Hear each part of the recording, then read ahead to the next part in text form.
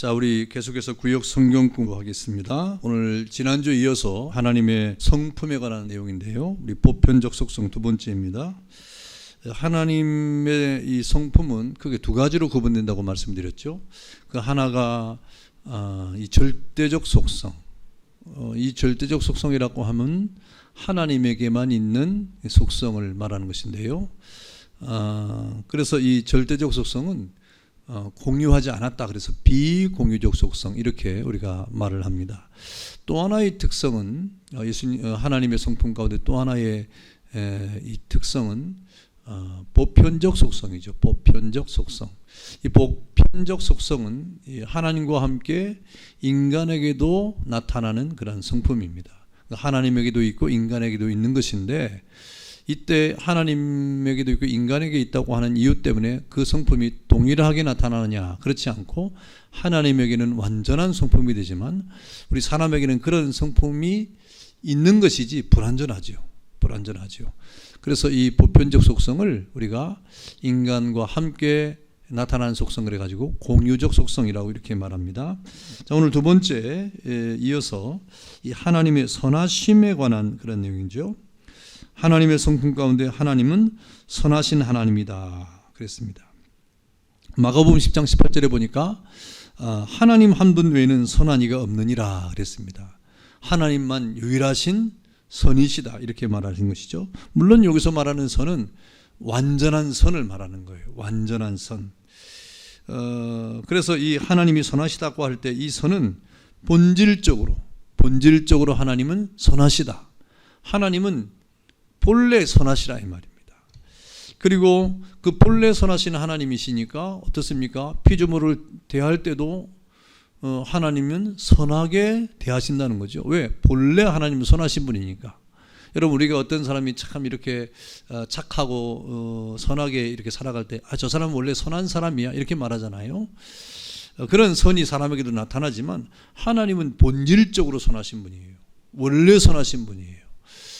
그래서 본질적으로 선하시기 때문에 피조물에 대하여도 선하게 대하시는 것이죠. 그러므로 하나님은 모든 선의 근원이 되시고 하나님의 선은 모든 윤리의 기초가 되십니다. 모든 윤리에도 기초가 되고 또 우리가 선을 행할 수 있는 것, 우리 사람이 선을 행하는 것도 하나님이 선하시기 때문에 우리가 선을 행할 수 있는 것이지 우리가 스스로 선을 행할 수 있는 것은 아닌 것이죠. 그래서 선하신 하나님이라고 할 때 이 하나님이 본질적으로 하나님은 선하시다. 그렇기 때문에 피조물을 대할 때도 하나님은 선하게 대하시고 모든 만물에 대해서 선하신 그런 하나님이시다 그랬습니다. 그래서 이 선하신 하나님이 이렇게 나타날 때 하나님의 선하심이 어디에 나타나느냐고 하면 맨 먼저 창세기 1장에 하나님이 모든 만물을 창조하시는 창조에 나타나죠. 그리고 그것을 다스리시는 모든 창조와 섭리의 하나님의 선하심이 나타났습니다.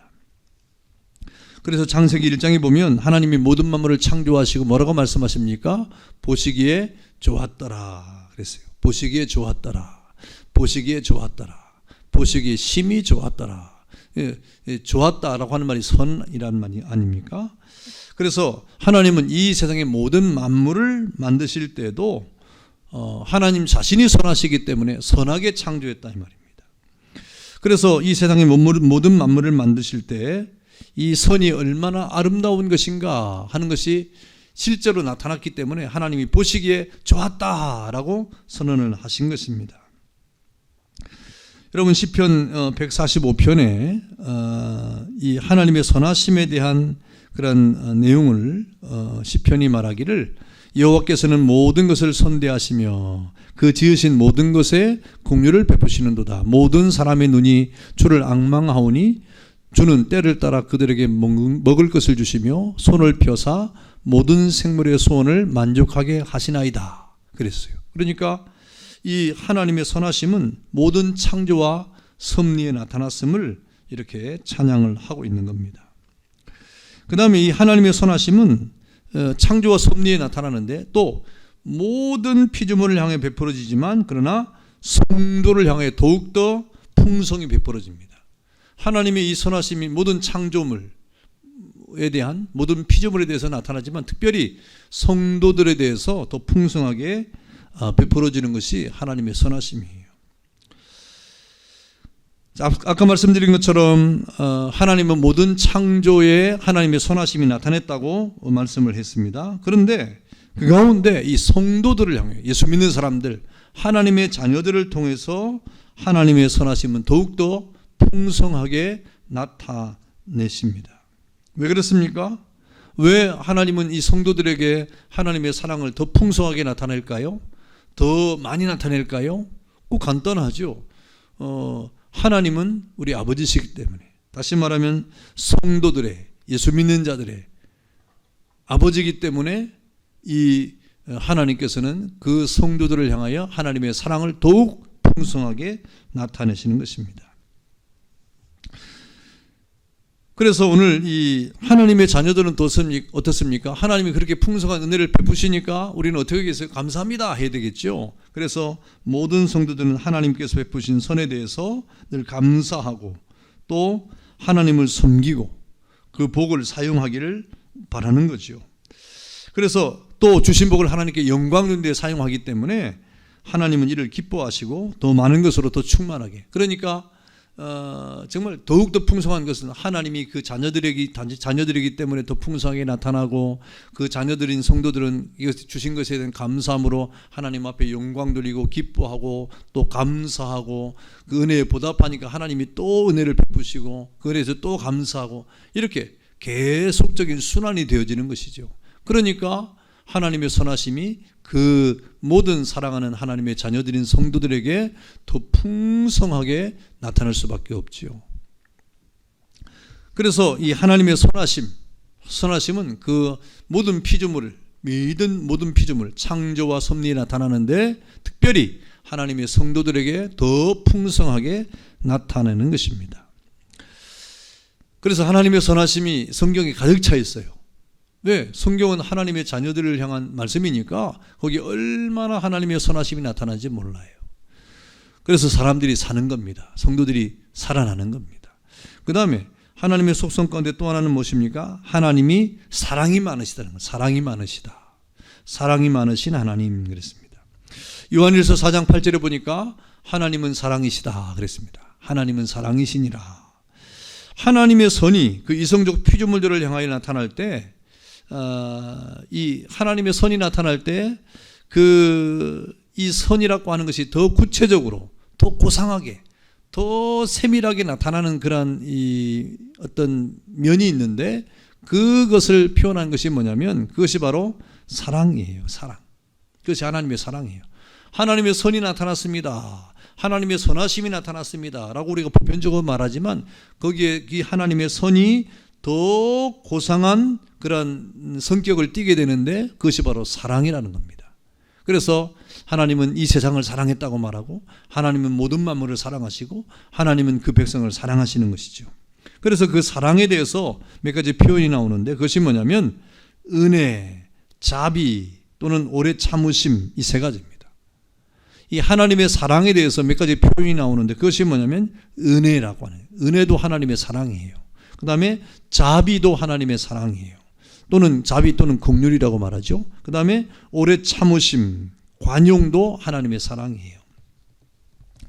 왜 그러느냐면 이 하나님의 은혜라고 하는 말은, 은혜가 뭐냐면 그레이스라는 말인데, 이것은 죄인을 향한 하나님의 사랑이죠. 여러분, 죄로 말미암아 하나님의 사랑을 상실하고 또 정죄 아래 있는 사람들에게 값없이 베푸는 사랑이 은혜죠. 그래서 은혜라고 하는 것은 값없이 받는 하나님의 사랑이에요. 죄인은 하나님의 심판을 받아야 되고 하나님의 책망과 하나님의 징계를 통해서 멸망을 받아야 되는데, 그런 죄 가운데서도 하나님이 그 죄 아래 있는 사람들을 사랑하심으로 하나님이 그 모든 죄를 용서해 주시고 예수 그리스도의 보혈의 피로 용서해 주시잖아요. 그것이 바로 은혜죠. 은혜. 값없이 받는 사랑이 바로 은혜입니다. 그래서 이 은혜는, 하나님의 은혜는 죄인들에게 실제적으로 아주 중요한 의미가 있는 것입니다. 이 은혜로 말미암아 우리는 구원의 길이 열렸죠. 우리가 이 은혜가 아니면 구원의 길이 열리지 않아요.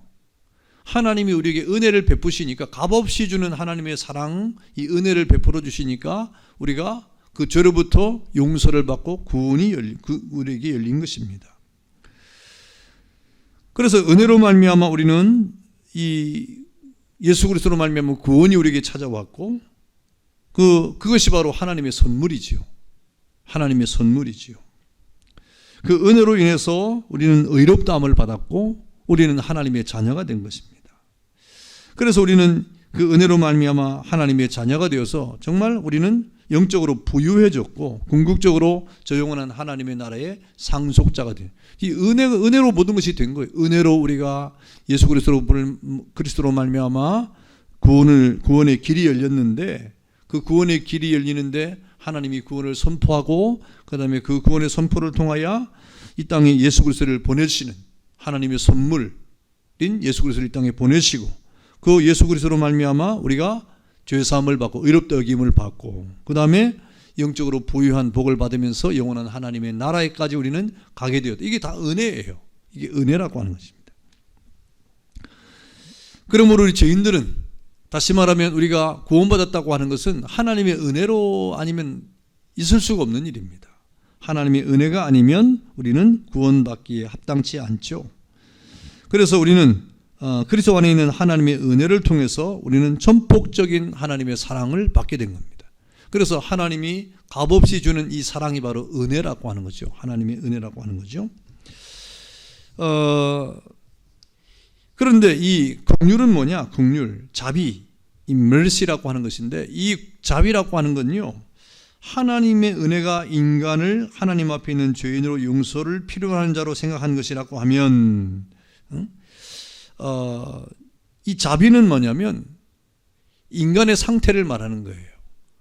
이 은혜는 전반적인 하나님의 이 값없이 주는 은혜, 사랑인데, 이 자비와 이 긍휼이라고 하는 것은 우리 인간편의 이 죄인의 상태를 말하는 거예요. 우리 상태가 정말 하나님의 자비가 없으면, 긍휼이 여기심이 없으면 하나님의 도움을 받을 수 없는 거예요. 하나님의 사랑이 우리에게 어떻게 나타났느냐?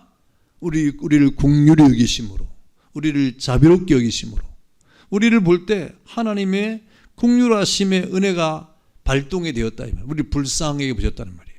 우리 상태가 비참했기 때문에, 죄로 말미암아 비참했기 때문에, 정말 비참한 상태에 버려진 그런 죄인이었기 때문에 하나님이 선하심이 우리를 바라볼 때 긍휼히 여기셨다. 자비로우심을 가졌다. 그래서 하나님의 은혜가 우리에게 임하게 된 거죠. 그래서 이 긍휼이라고 하는 것, 자비라고 하는 것은 인간의 죄의 결과 때문에 비참한 상태에 있었는데, 따라서 하나님의 도움이 없이는 우리가 하나님의 그 은혜를 받을 수 없기 때문에 하나님께서 우리를 불쌍히 여기시는 그 상태를 말하는 거죠. 그래서 이 긍휼과 자비는 우리 인간의 죄악된 그 어떤 상태를 말하는 그 상태, 그것이 비참한 상태라. 성경에 보니까 우리가 저 사막에 버려진 핏덩이라고 말하지 않습니까? 핏덩이라도 살라라고 말씀하셨잖아요. 그렇게 핏덩이가 사막에 버려질 때, 여러분 지나가는 사람이 그 핏덩이를 바라보면 아무 감정이 없겠어요? 어떻게 생각하겠어요? 불쌍히 여기겠죠. 측은히 여기겠죠. 그때 그 측은히 여김과 불쌍히 여김과 자비로움의 그런 어떤 감정이 바로 우리 인간의 그런 상태 때문에 발동되는 하나님의 마음이라 이 말입니다. 그래서 그 사랑, 그것도 사랑이에요. 사랑이 있으니까 그런 감정이 생기는 거죠. 그리고 하나님의 오래 참으심이 있어요. 오래 참으심. 이건 관용이라고 하는 것인데요. 이것은 이 하나님의 오래 참으심이란 말은 뭔가 참을 일이 있다는 거죠. 참을 일이. 왜 참습니까? 이 하나님이 참지 않으면 바로 어떤 징계가 떨어지고 바로 우리에게 멸망이 있고 바로 심판이 있을 것인데, 하나님은 지금 오래 참으신다, 관용하신다는 말은 그 모든 계속적인 인간의 죄와 불순종에도 불구하고 하나님이 악인에 대해서, 완고한 자에 대해서 길이 참으신다 이 말입니다. 왜 참느냐? 그것이 사랑이기 때문에 참다. 그래서 오래 참으심이라고 하는 것, 이 관용이라는 것도 하나님의 사랑의 한 다른 면이 되는 것입니다. 그래서 하나님은 사랑이시다라고 할 때 이 사랑은 포괄적인 개념이지만 그러나 구체적으로 그 사랑의 어떤 이 고상한 그런 이 표현들이 나오는데 그것이 바로 은혜라고 하는 것이고 그 다음에 공률, 자비라고 하는 것이고 그 다음에 오래 참으심, 관용이라고 하는 그런 하나님의 마음입니다. 예, 이 세상에는 하나님의 이 사랑에 대해서 우리가 아가페 사랑을 말하지 않습니까? 이 세상에는 사랑이라는 말을 참 많이 하죠. 그래서 헬라어로 사랑이라고 하는 말을 여러 단어로 말하는데 4가지 단어가 보편적으로 쓰이지 않습니까? 그래서 이 가족 간의 인간의 계속적인 사랑 속에서 가족 간의 사랑은 스톨게의 사랑이라고 말하고 또 친구, 우정의 이런 관계의 사랑을 우리는 필레오라고 말하고 또 이성과의 관계에서 사랑하는 것을 우리는 에로스라고 이렇게 말하죠. 그래서 이것은 세상적인 사랑이에요. 이 세상에서 있음직한 사랑이에요. 그런데 그것과 구별되는 것이 무엇입니까? 바로 아가페죠. 아가페 사랑. 이것은 희생이요. 또 무조건적인 그런 사랑을 말하는 것이죠. 그래서 죄와 관련돼서 하나님의 무조건적인 사랑과 그 하나님의 그 자비의 사랑을 말할 때 우리는 보통 아가페 사랑 이렇게 말을 하는 것입니다. 그래서 우리 사람들에게 정말 과분한 하나님의 용서를 가지고 나타나는 그 사랑, 그것이 바로 아가페 사랑인데 이 사랑이 바로 우리 구원과 밀접한 관계를 가지고 이렇게 쓰여지는 그러한 사랑인데요. 그 아가페 사랑으로서의 최대 표현으로 우리에게 나타나는 분이 누구냐? 바로 예수 그리스도시죠. 하나님의 사랑이 아가페 사랑인데 그 아가페 사랑이 우리 사람에게 나타나는 최대 표현으로 우리에게 오신 분이 바로 예수 그리스도시다 하는 것입니다. 자, 그래서 우리 하나님은 이 보편적 속성 가운데 하나님은 선하시다 하는 사실과 또 하나는 하나님은 사랑이 많으시다 하는 그 사실입니다. 자, 내용 연구 보겠습니다. 자, 1번 내용 연구. 세상에서 유일하게 선하신 분은 누구십니까? 그랬습니다. 세상에서 유일하게 선하신 분은 누구냐? 마가복음 10장 18절이죠. 마가복음 10장 18절에 뭐라고 말했습니까? 하나님은 선하시다 그랬죠. 하나님 한 분 외에는 선한 이가 없느니라 그랬잖아요. 그래서 하나님 한 분이죠. 그 다음 2번 하나님의 선하심이 나타나는 곳은 어디입니까?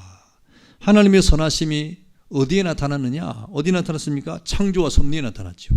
창조와 섭리. 그 다음에 그 창조와 섭리인 피조물에 나타났지만 더욱 풍성히 나타난 것은 바로 하나님의 자녀들, 성도들에게 더욱 풍성히 베풀어졌죠. 그러니까 하나님의 선하심이 나타난 것은 창조와 섭리, 모든 피조물들에게, 그 다음에 성도들에게 더욱 풍성히 나타났다 하는 것입니다. 자, 그 다음에 하나님께서 성도를 향하여 당신의 선하심을 더욱 풍성히 베푸시는 이유가 무엇입니까? 맞는 것은 O표, 틀린 것은 X표 하십시오 그랬죠. OX 문제네요. 자, 1번 하나님은 모든 성도들의 아버지시기 때문이다. 예, 당연히 그렇죠. 자, 2번 성도들은 하나님께서 자신에게 베푸신 선하신 복에 대하여 늘 감사하기 때문이다. 예, 맞습니다. 우리가 또 감사하니까 베풀어 주시죠. 또 성도들은 하나님을 섬기는데 그 복을 사용하기 때문이다. 예, 그것도 맞습니다. 또 4번 성도들은 하나님께서 주신 복을 하나님께 영광을 돌리는데 사용하기 때문이다. 예, 그것도 맞습니다. 5번 성도들은 하나님께서 주신 복을 자기를 기쁘게 하는 일을 위하여 사용하기 때문이다. 이건 틀리죠. 예, 하나님이 우리에게 복을 주시는 이유는 하나님께서 우리에게 선하시는 베푸시는 그런 이유가 뭐냐? 바로 하나님이 우리의 자녀이기 때문이고 우리가 하나님 자녀죠. 그 다음에 또 하나님께서 베푸신 선하신 복에 늘 감사하고 또 하나님을 섬기는 데 사용하고 그 다음에 하나님을 영화롭게 하는 데 사용하기 때문에 또 우리에게 하나님이 선하심을 베풀어 주시는 것이죠. 자, 4번 하나님의 선이 그 이성적인 피조물인 사람을 향하여 나타날 때 우리는 그것을 무엇이라 부릅니까? 그랬습니다. 하나님의 선이 그 이성적인 피조물인 우리에게 나타날 때 그것을 우리는 뭐라고 부르느냐? 바로 하나님의 사랑이죠. 하나님의 사랑. 그 다음 5번 하나님의 사랑의 표현에는 어떤 것들이 있으며 그 의미는 무엇입니까? 3가지 말했죠. 하나님의 은혜, 하나님의 자비, 긍휼, 그 다음에 오래 참으심, 관용, 이 3가지죠. 이 3가지였습니다. 자, 은혜는 아까 말한 것처럼 이것은 값없이 베풀어주는 하나님의 사랑이죠. 값없이 베풀어주는 하나님의 사랑이죠. 그 다음에 자비와 긍휼은 이것은 이 인간 편에서 생각할 때 인간 편에 있는 정말 비참한 죄의 결과 비참함의 상태를 하나님이 보실 때 그 하나님의 사랑이 발동되는데 그것을 우리는 자비와 긍휼이라고 말합니다. 불쌍히 여기심이죠. 그 다음에 오래 참으심, 관용은 우리 인간이 계속적인 불순종과 또 완고한 그런 악에 대하여도 하나님께서 길이 참으시는 그러한 태도를 말하는 건데 이 성품이 바로 하나님의 오래 참으심이라고 하는 것입니다.